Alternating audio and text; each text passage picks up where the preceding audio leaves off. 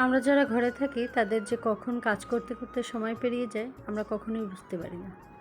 তো হ্যালো সবাইকে, কেমন আছো সবাই? আশা করি সবাই ভালো আছো এবং সুস্থ আছো। আর যাদের বাচ্চা কাচ্চা থাকে তাদের তো কথাই নেই, তাদের সময় তো আরও তাড়াতাড়ি চলে যায়। বাচ্চা সামলে তারপরে আমাদের সব কিছু করতে হয়, দেখার কেউ থাকে না। তো এইভাবেই সারাদিন আমাদের কেটে যায়।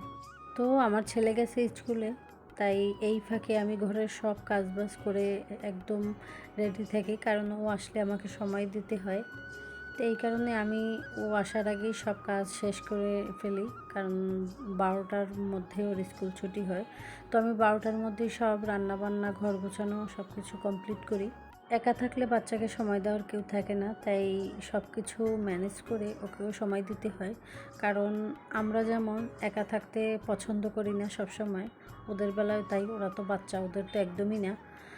তাই একজন যদি থাকে কথা বলে তাহলে ওরও ভালো লাগে খুব। তো কথা বলতে বলতে আমার একটা রান্না হয়েই গেল।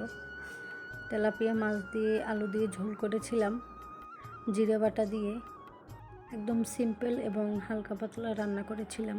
আর এটা হচ্ছে মিষ্টি কুমড়া, যেটার খোসাটা সবুজ থাকে। তো এটা চিংড়ি মাছ দিয়ে একটু মাখা মাখা করে রান্না করলে বেশ ভালো লাগে খেতে।